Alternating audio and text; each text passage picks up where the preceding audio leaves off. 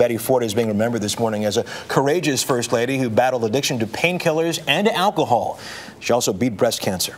Betty Ford died yesterday in Palm Springs, California. She was 93 years old.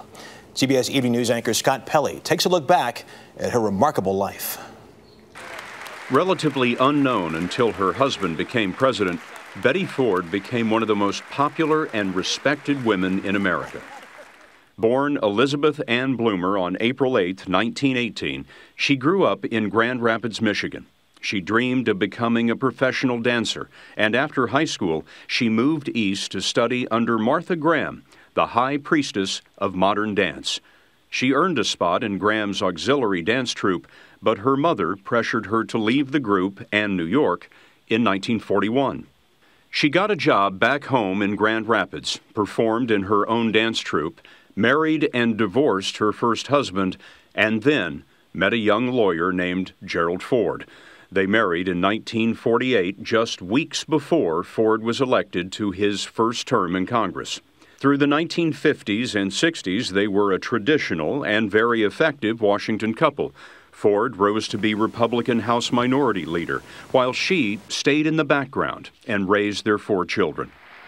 Just as they were ready to retire, an accident of history put them in the White House. In 1973, Vice President Spiro Agnew resigned in disgrace, and Gerald Ford was named to replace him. When President Nixon also resigned less than a year later, Gerald Ford became the 38th President of the United States. The new First Lady was not intimidated by the public spotlight. I told my husband, if we have to go to the White House, okay, I will go. But I'm going as myself, and it's too late to change my pattern. And if they don't like it, then they'll just have to throw me out. She was vocal about women's issues. She supported the Supreme Court's ruling on Roe v. Wade, which made abortion legal, and she supported the Equal Rights Amendment. She openly discussed her breast cancer and mastectomy. There are women all over the country like me, and if I don't make this public, then their lives will be gone. They're in jeopardy. After they left the White House in 1977, Betty Ford faced another health crisis. My family saw the problem, and they got professional help to come in and help them do what we refer to as an intervention. She had become addicted to both painkillers and alcohol. After her successful treatment, she opened the Betty Ford Center in Rancho Mirage, California, to treat others with drug and alcohol addiction. We're very proud of you, Mom. The couple spent much of the rest of their lives together and out of the public spotlight. But the nation saw her again during the state funeral for former President Ford, her husband of 58 years. Through it all, Betty Ford faced the challenges of life with the grace and poise of a dancer. Scott Pelley, CBS News, New York. And for a look at Betty Ford's impact on American politics and society, we turn to presidential historian Douglas Brinkley. He's in Austin, Texas this morning. Doug, good morning to you. Good morning. When historians look back on the life of Betty Ford, what do you think the first thing they're going to remember is?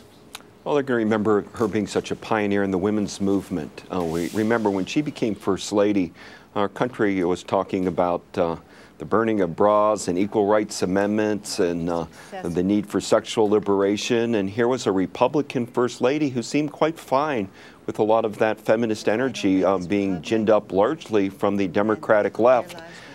So she had a lot of moxie. She said what was on her mind, and people will remember her as really being the perfect spouse. Pat Nixon, of course, left with Richard Nixon, and Pat Nixon was much like a Mamie Eisenhower style, old-fashioned, First Lady.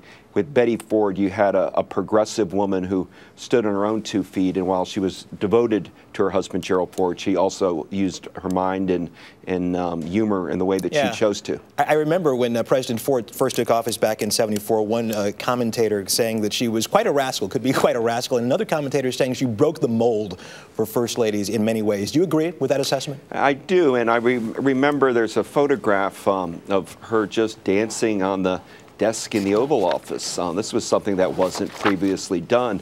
Certainly, Jackie Kennedy had brought in a new sense of style and flair and fashion. But Betty Ford was a truly liberated woman, and she would get into trouble some. I mean, on CBS's 60 Minutes with Morley Safer, she talked very personally about her children's life, even her children's sex lives, and got her into some hot water.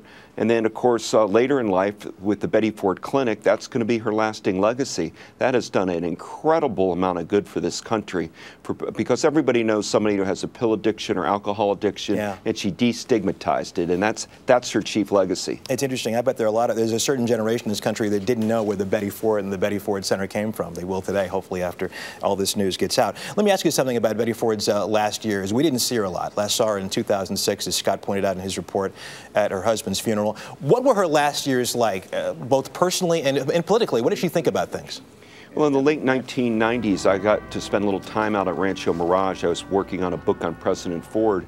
What you quickly learn out there is that she's the person who really runs that whole Palm Springs area, meaning she was royalty out in that part of California, not only because of her nonstop commitment to the Betty Ford Clinic, but just she was so warm-hearted and generous to everybody around her. So she made a great presence wherever she went, and her children were deeply loyal to her, so she enjoyed being not a mom and a grandma the last 20 years of her life. Okay. Douglas Brinkley, it's always good to talk to you. We thank you so much for your insight. Thanks.